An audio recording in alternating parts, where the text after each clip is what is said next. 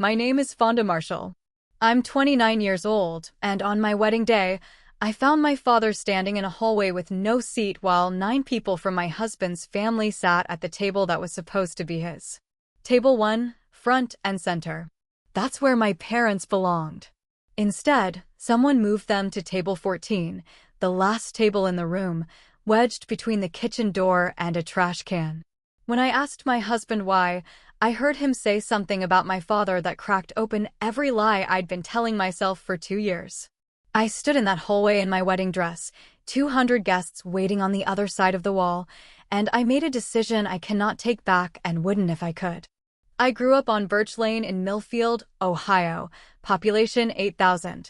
A 2-bedroom house my father bought the year I was born and paid off in 22 years. He wrote the last check on my 16th birthday, then took us all to Dairy Queen to celebrate. My dad, Dave Marshall, fixed pipes for a living.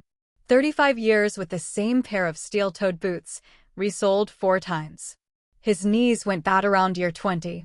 His back followed around year 30. But I never once saw him miss a day while I was in school. He'd come home at 6, scrub the grease off his hands with that orange soap that smelled like gasoline and citrus, and ask me what I learned that day. My mom, Linda, worked the cafeteria line at Millfield Elementary. She served lunch to 400 kids a day and knew every single one by name. She knew which ones were lactose intolerant, which ones had peanut allergies, and which ones came to school hungry. Those kids always got extra helpings, always. We weren't wealthy. I shared a bedroom wall with the water heater. My winter coat in 7th grade was my cousin's from 2 years before. But the door was always open, dinner was always hot, and my parents never once made me feel like I was missing anything. I got through college on a scholarship and student loans, became a nurse practitioner at the community clinic on Route 9, and paid off my debt by 28. I built that life with my own hands, but the foundation was Dave and Linda Marshall. I met Garrett Whitfield on a Tuesday in October, 2 years before the wedding. His father came into the clinic for a physical. Garrett drove him. He was leaning against the reception counter when I walked through with a chart. Tall, dark hair, the kind of jaw that looks like it was designed in a boardroom. He smiled at me. I smiled back. We went to dinner that Friday, then every week after that. The Whitfields were a different world. Real estate developers, 3 generations deep. Their name was on a subdivision, a commercial plaza, and a bronze plaque at the country club, where they'd been members for 25 years. Richard ran the company. Garrett managed acquisitions. His mother, Constance, chaired charity galas and sat on 2 nonprofit boards. The first time I met Constance, she wore cream silk and pearl earrings the size of dimes. She shook my hand, looked me up and down, and said, "A community clinic? How interesting." Garrett used to date the Harrison girl, Dr. Harrison's daughter over at St. Luke's. She smiled when she said it, the kind of smile that isn't really a smile. I told myself that's just how people talk in those circles. It didn't mean anything. Garrett squeezed my hand under the table and whispered, "She'll warm up." She never did. But by then, I was already in love. Garrett proposed 14 months later at a restaurant his family owned a stake in. Private room, candles, a string quartet, and Constance sitting 3 tables away. Coincidence, Garrett called it. I said yes anyway, because the ring on my finger wasn't from Constance. It was from the man who drove 40 minutes to bring me soup when I had the flu, who said my parents were good people and that he couldn't wait to call Dave Dad. Then the wedding planning started, and the version of Garrett I thought I knew began to blur. Constance chose the venue, the Whitfield Country Club, not the little church on Maple Street where my parents were married. She chose the wedding planner. She chose the menu. When my mom suggested adding her fried chicken as an appetizer, Constance tilted her head and said, "That's sweet, Linda, but this is a seated dinner, not a potluck." My mother laughed it off. I saw the way her hands tightened in her lap. Every time I pushed back, Garrett had the same answer. "Let Mom have this one, babe. After the wedding, it's just us, our own rules." I made a calculated decision. Lose the small battles now, win the war later. The venue didn't matter. The menu didn't matter. What mattered was the marriage, the 40 years after the party. What I didn't understand was that the small battles weren't small. They were rehearsals. Constance was testing how far she could push, and I kept giving ground. June 14th, 6 in the morning. I woke up in my old bedroom at my parents' house. Sunlight through the curtains my mom sewed when I was 12. The dress hung on the closet door, ivory satin, tea-length, bought with my own savings. Constance had suggested a designer gown from a boutique in Columbus. I declined. This was the one thing I kept. By 10, I was at the Whitfield Country Club. The place looked like a magazine spread. White peonies in crystal vases, ivory linens, gold-rimmed chargers, 300 candles, a 12-piece string ensemble warming up in the garden. 200 guests expected, half from the Whitfield side, half from mine. My people were scattered toward the edges. Margot, my maid of honor and best friend, whispered during rehearsal, "Why are your aunt's people all the way in the back?" I waved it off. She raised an eyebrow but didn't push it. After the ceremony, while guests moved to the cocktail terrace, I slipped into the reception hall to check the setup. Call it habit. I'm a nurse. I verify everything twice. Table 1, the head table, was set for 10. That's where both sets of parents were supposed to sit, along with Garrett's grandmother and my Aunt Grace. I picked up the first place card. Gerald Whitfield. Then the next. Lydia Whitfield, Thomas Whitfield, Mr. and Mrs. Porter, Mr. and Mrs. Henderson. 9 Whitfields and their associates. No Marshalls. My chest tightened. I kept checking. Table 2, Whitfield cousins. Table 3, country club members. I found my parents at table 14, the last table, tucked against the far wall next to the swinging kitchen door.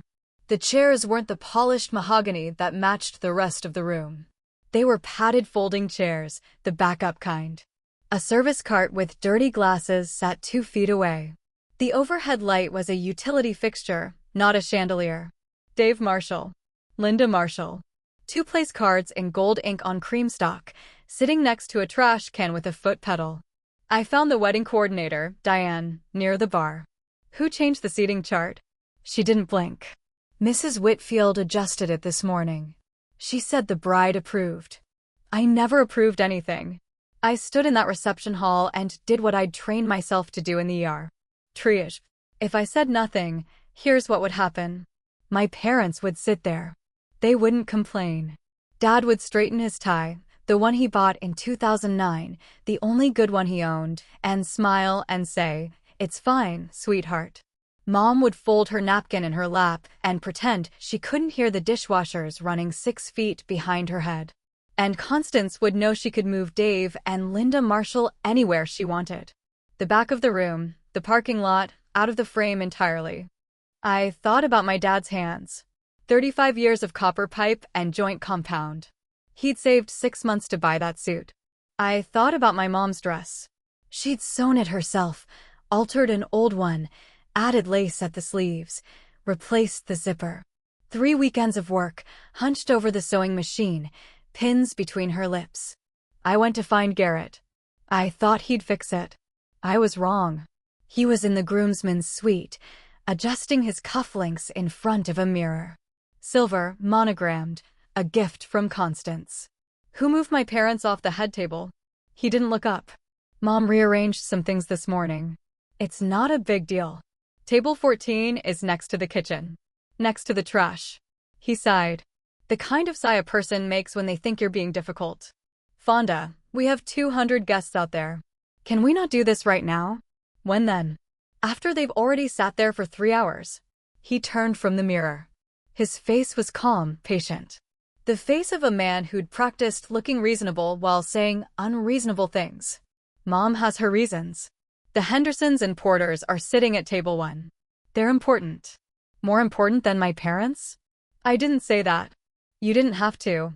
He stepped toward me, hand on my arm. Gentle, rehearsed. Baby, you're stressed. It's your wedding day. Let's get through dinner and I'll talk to Mom tomorrow. Tomorrow. That was always the answer. Tomorrow after the engagement party. Tomorrow after the shower. Tomorrow after the wedding. Tomorrow never came. I searched his face for surprise, for guilt, for anything. There was nothing. He'd known since morning. maybe longer. He knew Constance moved my parents to the back of the room and he'd gotten dressed, fixed his cufflinks, and checked his hair in the mirror. I walked out. I still had one more thing to check. At the welcome table near the entrance, I picked up one of the printed programs. Page 2. With love and gratitude to our families. A list followed. Richard and Constance Whitfield. Gerald and Lydia Whitfield. Thomas Whitfield. The Whitfield Family Foundation. 4 lines, all Whitfield. I checked the back, checked inside the fold. Dave and Linda Marshall were nowhere. In the original version, the one I'd approved 3 weeks ago, my parents were listed first. With deepest love to Dave and Linda Marshall, whose sacrifices made all of this possible. I'd written those words myself. Constance hadn't objected. She'd just waited until the morning of the wedding and had Diane reprint them. My parents' names erased. Not just from the table. From the record. I found Margot near the bridesmaid's room. One look at my face and she set down her lipstick. I told her everything in 30 seconds. The table, the program, Garrett's reaction. She closed the lipstick cap, put it in her clutch, and looked at me. What do you want to do? I don't know yet. What do you need from me? Stay close. I'm here. Right here. She didn't say I told you so. Margot had warned me about the Whitfields 6 months ago, once, gently, and then never again. She respected my choices even when she disagreed with them. I walked back toward the groomsmen's suite. I wasn't eavesdropping. I was going to try one more time to say fix this, or I don't walk into that room. The door was cracked open, 3 or 4 inches. Enough to hear everything. Constance's voice first, low, controlled, the way she always sounded when she was most dangerous. Garrett, look at her father. That suit is from 2005. And her mother, my God, did she sew that dress herself? They look poor. You cannot have them sitting at the front table. Our guests will think. I know, Mom. The Hendersons are sitting right there. Jim Porter and his wife. These are the people who matter, Garrett. Not a plumber and a lunch lady. You're right. The Marshalls are fine in the back. It's more appropriate. A pause. Then Constance, quieter. She doesn't belong here. I pressed my hand against the wall. The hallway tilted. I heard my own pulse, hard and slow, like a door being locked from the inside. My father. The man who spent 35 years on his knees under kitchen sinks, who drove 4 hours round trip every weekend to visit me in college because he thought the dining hall food wasn't enough. A plumber and a lunch lady. That's what they called him. That's what they called her. And the man I was supposed to spend my life with said, "You're right. There are sentences you can't unhear." This wasn't one of them. I pushed the door open. Constance turned first. Her face froze, then rearranged itself into that smile. Fonda, sweetheart, you look stunning. I heard everything. Garrett's jaw tightened. Heard what? We were just. Dad looks poor. Mom sewed her dress. They don't belong at the front table. I held his gaze. What part did I misunderstand? Constance stepped forward, hands clasped, the chairwoman posture. Fonda, this is just a seating arrangement. We're trying to make sure. You called my father a plumber like it was an insult. You called my mother a lunch lady like she should be ashamed of it. Then I looked at Garrett. And you said they were fine in the back. That it was more appropriate. His voice dropped, smooth and calm, the voice he used in client meetings when a deal was going sideways. You're emotional right now. It's your wedding day. Let's take a breath and... I am breathing. I've never been more clear. Constance shot Garrett a sharp look, the kind that said, handle this. He tried again. Baby, come on. Let's not ruin. I'm not ruining anything. You already did. I turned and walked out. Behind me, Constance hissed something too low to catch. His footsteps didn't follow. He didn't come after me.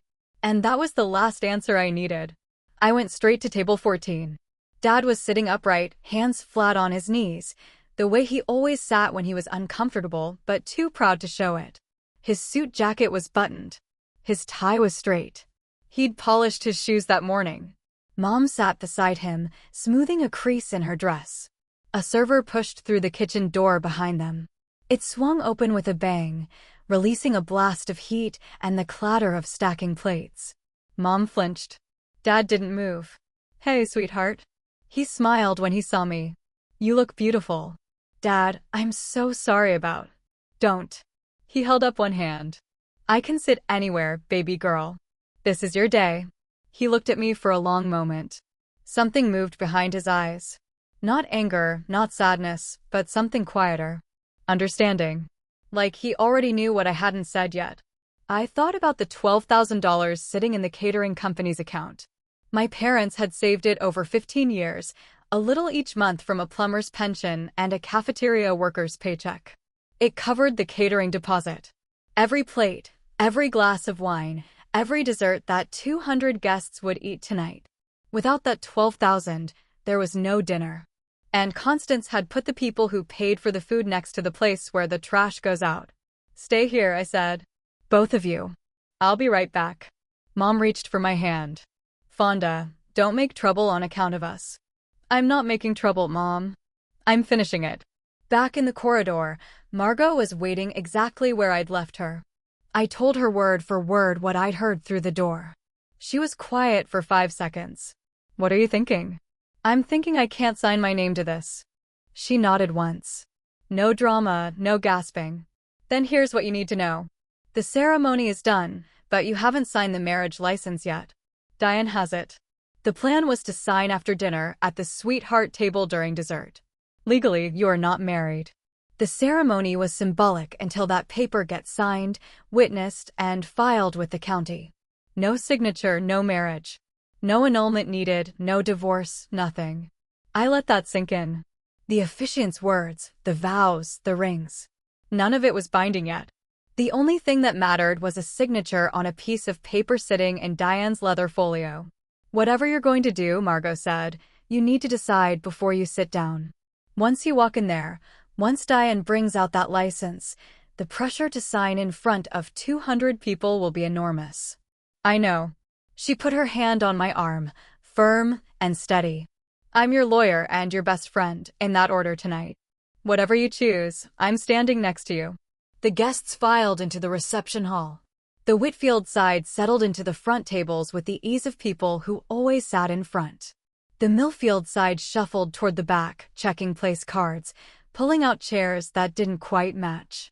The MC, Derek, Garrett's fraternity brother, stepped to the mic. Ladies and gentlemen, let's welcome the families of our beautiful couple. He gestured to table 1. The Whitfield family. 9 people stood. Constance beamed. Richard gave a modest wave. Applause. Then Derek moved on without a single mention of the Marshalls. The first course was served. Butternut squash bisque in white porcelain bowls. My parents' $12,000, plated and garnished with microgreens. Then I watched Constance leave table 1 and walk toward the bar, her friend Vivian at her side. Their path took them past table 14. I was standing near the dessert station, 20 feet away. My mother was adjusting the lace on her left sleeve. The stitching had come loose, 3 inches of thread hanging from the cuff. She was trying to tuck it under discreetly, not wanting to be noticed. Constance stopped, looked at Mom's sleeve, then turned to Vivian. Bless her heart. Someone should have bought her a proper dress. She sipped her champagne. But I suppose you have to know your place. She said it the way she said everything, with a smile, at a volume that was technically private but perfectly calculated to carry. My mother's hands went still. Her eyes dropped to the table. Dad reached under the tablecloth and took her hand. He didn't say anything. He just held it. I have watched patients flatline. I have held a child while a doctor delivered a terminal diagnosis to her mother. But watching my father, Dave Marshall, the strongest man I have ever known, sit there and absorb that woman's contempt while holding my mother's hand under a folding table next to a trash can, that was the worst thing I have ever seen. Because for the first time in my life, I saw him ashamed. Not of himself. Of the situation. Of being put somewhere he didn't deserve to be and not being able to fix it. I crossed the room, grabbed Garrett's arm at the edge of the dance floor, and pulled him behind a column. Your mother just humiliated mine. In front of guests. Right now. Fonda, Mom says things she doesn't mean. She means every syllable and you know it. Go over there. Tell her to apologize. He looked across the room at Constance laughing at the bar, at table 1, at the string ensemble, at all of it. Then he looked back at me and said the thing that ended us. Your parents will be fine. They're tough. Let's just get through tonight. He turned and walked back to table 1, sat down in his gilded chair. Constance leaned over and patted his arm. He picked up his wine glass. Garrett chose. He chose the table. He chose the room. He chose his mother. Now it was my turn. I went to table 14 and sat down between my parents. Mom looked at me confused. Honey, you should be up front. My family's here, so I'm here. Dad studied my face. He'd known me for 29 years. He could tell when I was about to do something. Fonda, don't do anything on our account. I'm not doing this for you, Dad. I'm doing this for me. I looked across the room to the bridesmaids' table. Margot was already watching. I met her eyes and gave a single nod. She nodded back, reached under the table, grabbed her clutch, and stood up. I took one breath. Then I stood. The walk from table 14 to the stage was maybe 60 feet. It took about 30 seconds. My heels clicked on the polished hardwood, sharp and steady, like a metronome counting down. A few heads turned, then more. Conversations faded, table by table, like ripples moving backward. By the time I reached the stage, the room was almost silent. Derek was mid-sentence into some anecdote about Garrett's college days. He saw me step up and faltered. Oh, the bride, everyone. Scattered applause. I took the microphone from his hand. He let go without resistance. I looked out at 200 faces. Crystal glasses. White linens. Gold place cards. Constance at table 1, champagne in hand. Garrett beside her. Richard staring at his plate. My parents behind me at table 14. From across the room, Constance leaned toward Garrett. I couldn't hear her, but I could read her lips. What is she doing? I adjusted the microphone. Thank you all for being here today. My voice came through the speakers clear and level. No tremor, no tears. 7 years in emergency rooms. I knew how to stay steady when everything was falling apart. I know you came to celebrate a wedding, and I owe you the truth about what's happening in this room. The last murmur died. 200 people went still. Most of you know me as Garrett's fiancé. But before I was that, and after tonight, I am Dave and Linda Marshall's daughter. I pointed toward the back of the room. My parents are sitting at table 14.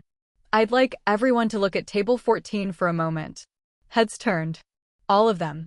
200 pairs of eyes swept to the back corner, past the bar, past the dessert station, past the kitchen door, and found Dave and Linda Marshall sitting at a folding table between a service cart and a trash bin.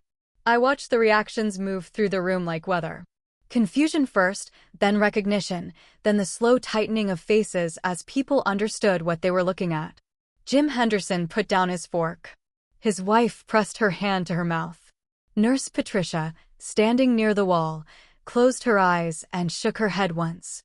At table 1, Constance's smile hardened into something ceramic. Her hand gripped the stem of her champagne flute. Garrett sat beside her, jaw locked, eyes fixed on me. 12 hours ago, I continued, my parents were seated at this table, table 1, right here in front, where the families of the bride and groom are supposed to sit. That was the seating chart I approved. I let the sentence sit. This morning, that changed. Someone walked into this room and replaced every place card at the head table. My parents were removed and reassigned to the last seat in the house, next to the kitchen, next to the service entrance, next to the trash. I paused. That person was Constance Whitfield. Every head at table 1 turned toward her. Constance sat perfectly still, chin lifted, but the color had left her face. Her fingers went white around the champagne flute.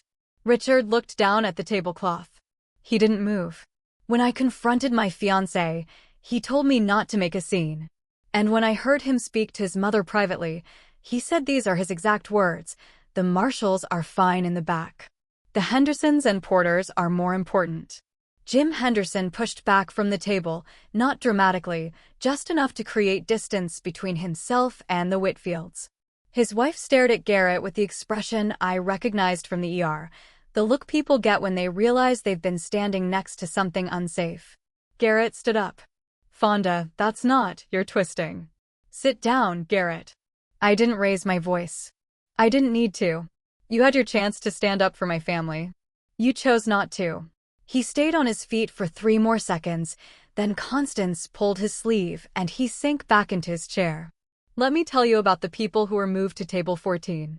I turned slightly, just enough to see my father in my peripheral vision. He was sitting upright, hands on the table, eyes fixed on me. My father, Dave Marshall, fixed pipes for 35 years. He has 2 bad knees and 1 good suit, the one he's wearing right now. He saved 6 months for it.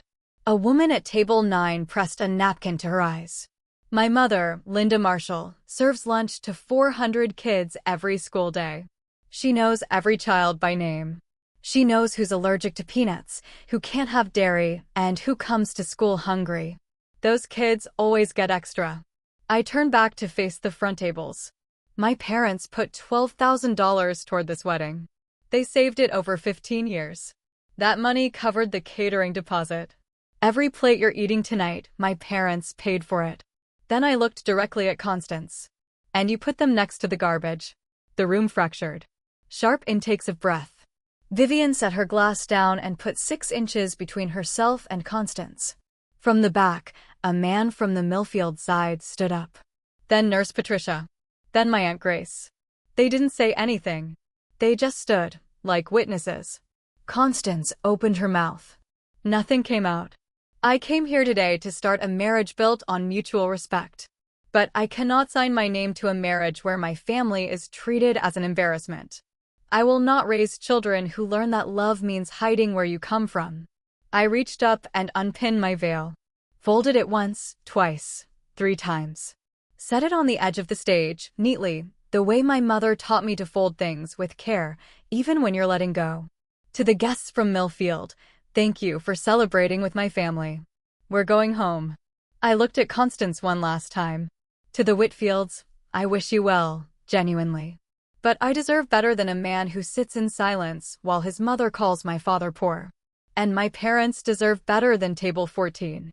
I set the microphone on the stand. Gently. No slam, no drop. Just placed it, the way you put down a tool when the job is finished. I stepped off the stage and walked to the back of the room. My heels on the hardwood again. That same steady rhythm. 60 feet. This time, nobody talked over it. Dad stood when I reached him. Mom was crying, quiet tears, the kind she always tried to hide. I hugged them both right there, between the folding chairs and the kitchen door. Margot appeared with my coat and bag. She'd already called a car. We walked out, the 4 of us. Past the dessert station, past the string quartet that had stopped playing, past 200 silent faces.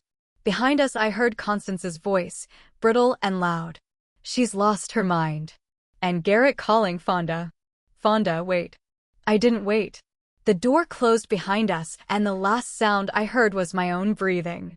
That night, I sat at the kitchen table in my parents' house, the same table I'd done homework on since 3rd grade. Formica top, chrome legs, a chip in the corner. Mom made coffee. Dad sat across from me and said nothing, which was his way of saying everything. At 9:15, Margot called. The marriage license is still unsigned. Legally, you were never married. Not for a single second. No annulment, no divorce, nothing. You walked away clean. One knot in my chest loosened. His 17 calls are blocked. Constance's too. Richard's too. I exhaled a second time. 2 weeks later, I found out I was pregnant. I sat on the bathroom floor of my parents' house and cried. Not with the joy people describe in announcement videos. I cried because my life had just become 10 times more complicated. But I knew my answer before the question finished forming. This child had a right to know both parents. Telling Garrett didn't mean going back. It didn't mean trading my dignity for a co-parenting arrangement wrapped in Whitfield money. Mom found me an hour later. She came in for towels, saw the test on the counter, went very still, and then sat on the floor beside me. Cold tile, bad knees. She didn't ask questions. She just put her arm around me and held on. You're not alone, she said. You've never been alone. I told Garrett by email. 3 sentences, reviewed by Margot before I sent them. I'm pregnant. I'm keeping the baby. If you want parental rights, all communication goes through legal counsel. His responses came in waves.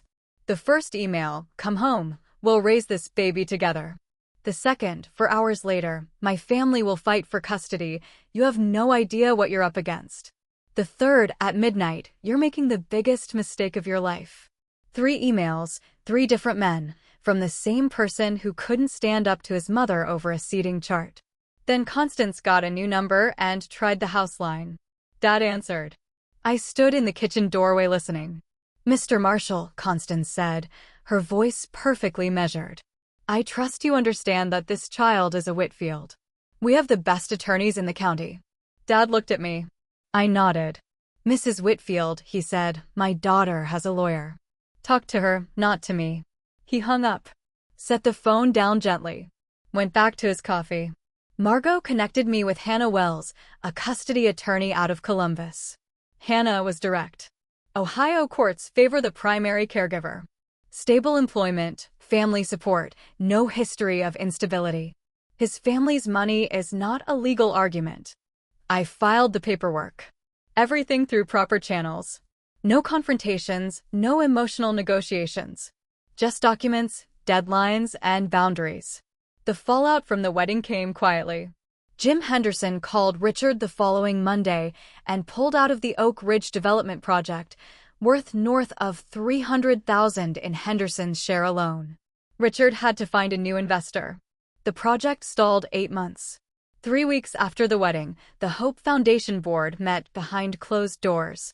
Constance had chaired their annual gala for 6 years. She wasn't fired. That's not how these things work in small-town society. She was invited to step back, to focus on family. The gala went on in September without her name on the program. I didn't orchestrate any of this. I never called Henderson. I never contacted the foundation. I never posted on social media. I didn't have to. 200 people watched Constance Whitfield put a plumber and a lunch lady next to the trash, and 200 people went home and talked about it. Consequences don't always come with a microphone. Sometimes they come with a phone call on a Monday morning. A month after the wedding, Garrett showed up at my parents' house. Dad answered the door. I watched from the upstairs window. "Mr. Marshall, I came to apologize. I was hoping to talk to Fonda." "She told you. Go through the lawyers." I know what she said, but I want to say this in person. I should have stood up for your family. Dad didn't move, didn't shift his weight, didn't cross his arms. He just stood there, filling the doorway the same way he'd stood in every doorway of my life. Solid, present, unmovable. My daughter made herself clear. If you want to be part of this child's life, Hannah Wells has the paperwork. That's the road. Garrett's polished patience cracked, just for a second. "You're going to regret this. My family won't let this go." Dad looked at him for a long moment. Then he said something I'll never forget. "I'm not keeping anyone out, son. I'm keeping the door." He stepped back inside and closed it. Not a slam. A click. The quiet, definitive sound of a latch falling into place. 5 months later, I'd built a new life from the pieces of the old one. I found an apartment 3 blocks from my parents. 1 bedroom, 2nd floor, $850 a month. The carpet was beige. The kitchen had 1 counter. The bathroom fan sounded like a helicopter. It was mine. Mom came over with a measuring tape the first day and sewed curtains for every window by the end of the week. Blue gingham for the kitchen, white cotton for the bedroom, yellow flannel for the room that would be the nursery. Dad showed up on a Saturday with his toolbox. Fixed the leaky faucet. Replaced the shower head. Reinforced the closet rod. Then spent 3 hours in the nursery building a shelf from reclaimed barnwood. He carved a small groove along the top edge. No name yet. Just a notch where one would go. I won't romanticize it. There were nights I sat on the kitchen floor and cried. Not because I regretted leaving. Never that. But because carrying a child alone is hard in ways nobody prepares you for. The 2 a.m. cramps with no one to get you water. The ultrasounds where the tech asks, "Is Dad joining us?" I chose this. I'd choose it again. But choosing something right doesn't make it easy. Elise Marie Marshall came into the world on a Tuesday at 6:14 in the morning. 7 pounds, 2 ounces, 10 fingers, brown eyes, a scream that shook the delivery room. Marshall. I gave her my name. My parents' name. The name of a plumber and a cafeteria worker who never once made their daughter feel like she wasn't enough. Dad held her first, after me, after the nurses. His rough hands cradled her like she was made of blown glass. He didn't say anything for a full minute. Just stood at the window with the morning light on his face and this baby in his arms, breathing. Mom took 47 photos. I counted later. 2 weeks after Elise was born, a letter arrived at my apartment.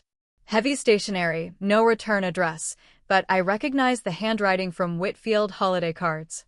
Richard. Fonda, I owe you an apology. Not for what my wife and son did, but for what I didn't do. I was in the room. I saw the seating chart change. I heard the conversation, and I said nothing. That silence is on me, and I'll carry it. I don't expect forgiveness, and I'm not asking for access to my granddaughter. But if there ever comes a day when you'd allow it, I'd be grateful. I read it twice, folded it, and put it in the nightstand drawer next to Elise's hospital bracelet. I didn't reply. Not that day, not that month. Maybe Richard was sincere. Maybe it was strategy. I was done making decisions based on hope. This time, I'd let time answer. 1 year later. Elise is 13 months old. She has my eyes and her father's jaw and a laugh that sounds like a hiccup played through a tiny speaker. I'm back full-time at the clinic. Last month, they promoted me to shift lead. It came with a $2 raise and a set of keys to the supply closet. I've never been more proud of a set of keys in my life. The custody arrangement went through family court in October. Garrett gets 2 weekends a month. He picks Elise up at 9, returns her by 5. On time, every time. I'll give him that. Constance is not part of the arrangement. Not because I banned her, but because I set one condition. Any visit with extended family requires my presence or my parents' supervision. Constance called it an insult. I called it a boundary. She hasn't met Elise. Not because the door is locked, but because she won't walk through it on anyone's terms but her own. Garrett and I communicate through a co-parenting app. Pickup times, doctor's appointments, no small talk. On handoff days he's quieter. He holds Elise a little longer before giving her back. Once, I saw him smell the top of her head and close his eyes, and something in my chest ached. Not for him. For the version of him that might have existed if he'd been brave enough to choose differently on a Saturday in June. Sunday dinner at the Marshall house, 6 o'clock, same as every week since I came home. The table is the one I grew up with. Formica top, chrome legs, that chip in the corner. 6 chairs and not one of them matches. Dad's is a wooden rocker he refinished from a yard sale. Mom's has a cushion she crocheted in 2004. Mine is a folding chair from the garage, the good kind with a padded seat. There are no place cards, no chargers, no string quartet. Mom made her fried chicken, the recipe Constance cut from the wedding menu, mashed potatoes from scratch, corn on the cob because Elise likes to hold it even though she doesn't have enough teeth to eat it. Margot is here, and her boyfriend Tomas, who she met at the courthouse last spring. Patricia came too. She brings pie every Sunday and claims it's because she bakes too much. Nobody believes her. Nobody cares. Elise is in Dad's lap grabbing at his glasses. He lets her. He always lets her. You know, he says to her, close and quiet like he's sharing a secret, your grandpa used to fix pipes for this whole town. Now I just fix things for you. She throws a spoon on the floor. Everyone laughs. I look around the table. The overhead light buzzes a little. Dad says he'll fix it next week. The wallpaper in the hall is peeling at the seam. There's a draft from the back door that Mom covers with a rolled towel from November to March. No champagne, no crystal, no $85,000 venue. But every person at this table chose to be here. Every person belongs. And nobody is sitting next to the trash. This is my table 1. My name is Fonda Marshall. I'm 30 now. I'm a nurse, a mother, a shift lead, and Dave and Linda Marshall's daughter. I live in a 1-bedroom apartment with beige carpet and a bookshelf my dad built from barnwood. My daughter laughs like a hiccup, throws spoons on the floor, and has never once sat at a table where she didn't belong. And I have never been prouder of where I come from.